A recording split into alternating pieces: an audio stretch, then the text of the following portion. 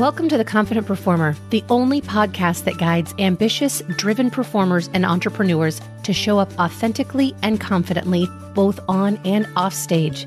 If you are ready to make an impact in your life and community and start living your most amazing, empowered life, you are in the right place. You already have what it takes to make it. You just need to see it. And I'm here to show you how. You ready? Let's go. Well, hello, my amazing and beautiful confident performers. This is episode 25. 25 episodes. And I want to celebrate the journey as I'm thinking about the 16-year-old me who started in a professional theater. And I just had an idea of what I wanted to do, what I wanted to be based upon something I saw in that little theater. And then 2 years later, I got a contract. Kept a contract for the next couple of years, and that started my career trajectory. But I thought to myself, by the time I'm 21, I want to be famous. And that was my focus. And I didn't even know what that meant. And what I really want to do today is I want to celebrate the journey. And I want to celebrate my journey. And I want to share with you some of the things that I've done along the way that have given me the insight that I have and what's been able to help me reflect and share all of these interesting insights into a lot of different perspectives. And it's based upon my journey. My accountant always calls it the scientific study of one. And I love that phrase. So in my scientific study of one and my true celebration of my journey, this is episode 25. I was 16 years old. Got that contract. So grateful, so gracious. So in the moment. Then so happy to be given another contract and another. I spent about 3 to 4 years at that professional playhouse. And intermittently, I would take jobs doing makeup art. So I was able to kind of learn that side of the industry as well. And I worked for cosmetic counters in our hometown of Bakersfield, beautiful Bakersfield. Then I was determined, okay, I'm going to move to Los Angeles. My grandparents had lived in LA at the time, so it was going to be a relatively easy transition. I was going to stay with my grandpa for a while. He would help me and kind of set me up. It's funny because I was talking to my assistant the other day and we were talking about some money strategies and things were changing right now. And it's funny because I remember he managed my money. My grandfather managed my money. And I was, I think something happened to it, like my car or popped a tire or something. And I told him, I was like, I don't have a savings. Like, I don't have a savings to pay for this tire. This tire is going to be this much money. And he said, Baby Cakes, you have a savings. I was like, I do. And he's like, yeah, it's set up. So you have the money in there. I said, are you going to tell me how much is in there? And he said, no. And I remember I had zero idea, but it was thousands of dollars that I had no idea. Truly, truly grateful for him and his guidance early on in my 20s, especially when I lived with him and I had to keep the house so clean. That was actually very hard to do. But it was such a magical time. And he's in heaven now. I'm sure of it. I say that heaven. I know some people may be in purgatory, but anyway, he is in heaven. And I think about that time when I think about my career. So that's really me recognizing those parts of the journey right now. At around 20 years old, I had kind of intermittently worked for a management company. Now, a manager is different than an agent. So if someone claims to be an agent, they will typically have an agent license, an agent registered number, so that they could be in the entertainment industry recognized as an agent in the industry. Now, a manager can really be anyone. It could be your mom. That's how you have these momagers out there. It could be your dad. It could be really anyone. Someone could decide, you know what, I'm her manager. I will negotiate her contracts. I'll do all this stuff. Well, originally when I moved to LA, I was around like 19, 20 years old. I had a connection with a friend. They offered me a job at an advertising agency in Santa Monica. Really wonderful connection, an amazing job. And I remember when I went out there, my friend, my dear, dear friend had died. And they let me go back for the funeral and do all the arrangements for that kind of stuff. And I could not shake the funk. And I could not get out of my brain and out of my way. They basically said, hey, we're going to have to refill your position if you can't come back to work. And I stayed in Bakersfield with a dear, dear friend that I love so much. Her name's Lita.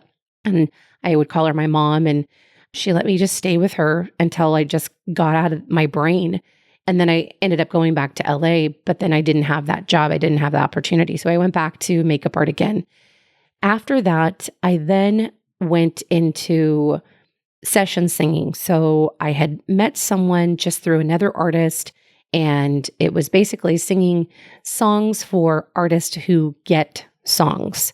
So, if you're singing for writers or singing for publishers, you can go in and lay down tracks for writers. And so I was doing that for probably about 6 months while simultaneously, again, doing makeup art. Thank goodness for makeup art. Then I had a tendency back then to be fired from every position I had had. And in that, I had learned so many lessons.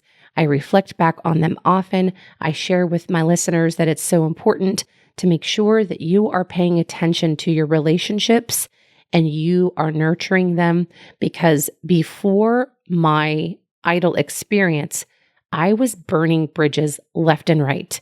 Now, that is due a foundational kind of, I really call it a trauma-based pattern. Well, I call it that because it's absolutely that. And it's one of those things where your brain reacts in that subconscious mind in your cyclical conditioned patterns. And those trauma responses that in my conditioning growing up, I was always afraid and I was always trying to protect myself. And I don't know if it was from hurt, if it was from people, if it was from all the things. And it's actually really fun. I'm doing some work and study on that right now, so I can dig deeper into that in further episodes. But it is so interesting and so intriguing to me, the relationship components and the challenges that I faced during that time. Now, I did have a small amount of guidance from my mentor that I referenced, Jess Mercado. He was early on in my life, and it was one of those really interesting energies that was very new to me because I didn't have a guide like that or had never had a guide like that. And so a lot of his delivery was very much like a parent. And it was very much like, hey, I care about you. Hey, listen, you have this skill or technique or gift. I'm trying to guide you and help you. But I had never really had that type of guidance. So it was very unrecognizable to me. And so even again, referring back to the gift that he was on my life has been tremendous. But there will be those people, and I kind of look at them as lifelines throughout your life that will pop into your life and motivate you. They will test you. They will raise you up. They will increase the quality of your game. They will increase your skill level. They will increase your competitive nature for the goodness of yourself and your growth. And I want you in those moments, I know you will feel compelled to stop and fight that, even especially if you've had any trauma-based background. But I encourage you to really savor and appreciate and value those types of lessons. Now, that's the kind of coach I am. So I come in, and when I see the possibility or the potential in an artist, I will look and recognize that, and I will actively point those things out where they have this exceptional talent or extraordinary ability, and we will focus heavily upon building those and increasing those. And in that time, they will get a massive amount of confidence, and sometimes even overly confident. And if you stick with me long enough, I end up neutralizing that so it really, really serves you. But if you get so confident and overtly confident and really inside your head about a lot of stuff, oftentimes you can be with me and then think, okay, well, I'm like way better than this. I've outgrown this. I'm on this journey like all my own, and it's far bigger than her in this. And then you will just go and switch because we've increased that confidence, but the capacity and the abilities are a little bit off. And it's more a perception based of your ability. So it's more an awareness now of your ability. Recognize those people in your life, recognize those lifelines in your life because they are so necessary. And throughout my journey, man, oh man, I cannot tell you how many wonderful, beautiful lifelines I've had. And I think of them as I think of this beautiful 25th episode of my podcast that I wanted to think just a thought, a couple years ago. It was just a thought, and now it's a thing. So celebrating that journey. But in my early 20s, then I really had been fired from a number of the cosmetic jobs that I had had. And then I had worked at the time for Calvin Klein, a relaunch on a line that he had, a makeup line that he had for a long time, and then did a relaunch. And I was in LA working, and I got to do, fun stuff and, some behind the scenes stuff, and got fired from that job and absolutely from having a bad attitude. And then I was like, man, what am I supposed to do? So I called a person I had worked with in my early years, and she set me up with a job at an agency. And so I was 21 years old. I worked for an agency in LA on Melrose, and it was much more of a fun experience than I actually even gave it credit for. But again, inside my head, inside my brain, I wanted to be famous myself. And so that focus seemed a little off to me, and it didn't feel like I was living my dream. So I ended up self-sabotaging, something I shared in earlier episodes. As I'm watching my time at that place, I absolutely could have done things so differently. And the woman I had worked with and worked for, she was respected in the industry. People knew who she was. It was something I could absolutely have created this mentor-mentee relationship with her, and I would have done very, very well had I stayed on that track. But that wasn't obviously my life journey. So I gained a lot of information there, though. It was a commercial and theatrical agency. It was good. It was really fun. It was exciting. It was all the things. And I got to meet so many wonderful people. I have a beautiful friend still that's keeping in touch with me from that adventure and journey. Her name's Dolores Cantu. She's been in the industry forever. And she is the owner of Can Do Management, and a wonderful manager, and a beautiful, beautiful woman who just keeps getting more and more beautiful. Again, those lifelines, those relationships that you can end up referring back to, even if the journey doesn't turn out the way that you had hoped. After that, 9/11 happened. And I remember thinking, okay, I wanted to be closer to more people that I knew where I felt safe and different things like that in my brain, obviously. So I went back to Bakersfield. I call those my build years. My build years of you better get serious. Like you better figure your life out. And I remember that I had a boyfriend early on, and his parents were like, you need to go to college. You need to at least do this or do that. And I had zero know-how on how to go to college. I had zero college on my radar. My grades were not good. No one was asking me if I was doing my homework. Meanwhile, I was still going to school and barely getting through it. And it's one of those things, ended up obviously graduating high school. Thank you, North High, home of the stars. But it was that focus that my brain said, these are the years I'm going to build into that being famous wish, that dream. In that time, I was bartending. I was working for other companies and doing makeup art. Thank you to Dee Dee over at Essentials. Amazing, brilliant, beautiful businesswoman who took me in when I was fired from MAC. And I was a makeup artist with MAC. And there were a lot of different things there. Again, boom, it's your last day. And other people took me in. I had a person, Gary Masterson, beautiful person. They had actually sought out after him, and he ended up saying, hey, no, but I do have a friend who can take this job over at Essentials, which was a beautiful little day spa in Bakersfield, and worked there for a while until and like I said, in the meantime, I was building and I was working out every day, and I was studying and I was focusing on how to be on American Idol. And that's what I did. So that second season 2 audition, they gave me my information. Pretty girl, pretty face, nothing special about you. Went back home, trained super hard, was committed to making it, made it the year 2004, and was so excited that I had started my journey.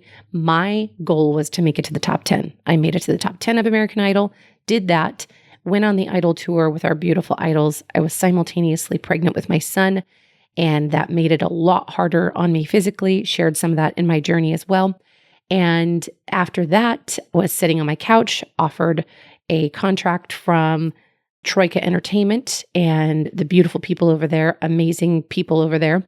And they offered me Joseph, a 2-year contract, took that contract, injured about 10 months through that first year, did a vocal rehab for about 3 years. In that vocal rehab time, that's when I went back to school. That's when I said, okay, you have to fill your time for when you can't work. For 2, you're rehabilitating your voice, your instrument. And I went back to school, filled my time with that. And then I ended up really focusing on the vocal health component, how to come back and how to train like an athlete. And I was so blessed with the people I got to work with. And I got to work with Dr. Sugarman in Beverly Hills and Carol Tingle, Dr. Burke at UCLA. Beautiful, amazing people getting you back on your feet to really play the game. And so grateful for that time. In the meantime, my friend had opened up a professional recording studio, Josh Graham. He asked me, hey, will you come here and help me coach and, be one of my coaches here and all that? And I was like, no, I'm not doing that. But then as I started thinking, you know what, I'll take some here and there. I was, like I said, in the midst of educating myself and, going to school and taking classes and learning the voice and doing all the things that, obviously I could have done before and didn't. But now it was that was my time. I was really focused on the rehabilitation process and it was timely. So once I was actually cleared to even have a relative amount of work in vocal work, I was able to start doing that. And then after that clearance, I kind of played it safe for about a year and started coaching and keeping that. Then I did my surgery. And after healing from my surgery, I knew that I had to go to what was next for myself. My beautiful friend, Luann Madorma, made an offer for me to come out and work with her in Vegas. Now, mind you, I'm still intermittently focused on doing shows and taking a show occasionally here and there. And I was really kind of afraid to get back in those full long-term contracts. And the contract that she offered me was a longer contract. And I was very grateful. And then we kind of just, again, found a way for it to work for my life and where I was and went back into the game nice and easy. I came in on a cover contract and was able to stay on that same or similar contract year to year for 5 years when I was in Le Rêve, the Dream in Las Vegas. And it was the number one show for many, many years as it ran in Las Vegas. Some of the most amazing memories I could ever have with the most amazing people, artists, and athletes that truly are all over the entertainment world today. And if you go and you look out and you see there are so many choreographers and artistic directors and people working out in the industry that worked on that show. And it's just so wonderful to have that connection and collaborative work effort with them and to have been a part of that, a very small part of that beautiful, beautiful pie. And that's when I really started thinking, okay, I'm a grown-up now. Now, mind you, I have 2 kids at this time and I had changed relationships and that change in my family style and me wanting to be home. I mean, previously I wasn't necessarily focused on being home. Now, I was very happy to be home when I was with Ted. And once I had found Teddy and we were together and that whole life focus, I had been offered other contracts to come back to be in Vegas for longer terms. And I just didn't want to. And I wanted to spend time and be with my man and have that component of my life that really had truly been missing and now was there. So the evolution of our life, our journey will take so many different shapes in ways that we didn't even know, but it will greatly add to the tapestry of our story. So if we become hyper-focused on the destination and what that looks like, our brain can slow us down. Our conditioning can slow us down unless we are truly stopping to enjoy the journey. At this time in my life, once I had come back, I was in Bakersfield, and that was, nearly, a decade ago. I was still in touch with my friend. I was still doing shows. I was still writing. I was still producing. I had produced a few albums, one for myself, some for young artists, and had wonderful times doing that. Now, doing a lot of board work. I worked with the KDA, Current Dance Alliance board, for about 5 years and was one of the founding board members with them. Such a beautiful blessing in my career. And working with Stars Theater now as their vice president and director of their artistic council, and shaping what's next for them and their theater. They've been around since 1969. So really kind of keeping that and then growing that has been such a wonderful journey, while simultaneously growing Amy Adams Coaching and Consulting, while simultaneously supporting nonprofit organizations across, honestly, in California, even the United States, with some of the other work I've done in Vegas, and growing and being a part of the community, and now offering this asset of mine, of the journey, to my podcast listeners is huge for me. So as you think of your life as an artist, as you think of your journey, your focus, what being famous looks like, I want you to know your journey is your own. Your journey is something to be celebrated the entire time. That Tony Robbins phrase, it's the science of achievement, the art of fulfillment. Having that focus on both is so important to the balance of living a happy, whole life. So in this time that I have been home and nurturing my love and nurturing my family and nurturing all the goodness that has been truly surrounding me in my life that I'm so grateful for, I continue to increase my capacity. I continue to grow my company. I continue to expand on my knowledge and education in coaching. I have worked with so many amazing and brilliant artists in my career. And it's so fun to think that me saying yes to my friend Josh Graham 15 years ago, saying yes to starting to coach, little by little, I have made some of my best friends in life. I have made some of my most amazing growth in teaching others, in mentoring others, in partnering with our mayor in the community to expand and grow programs that support the youth in our community and the underserved in our community.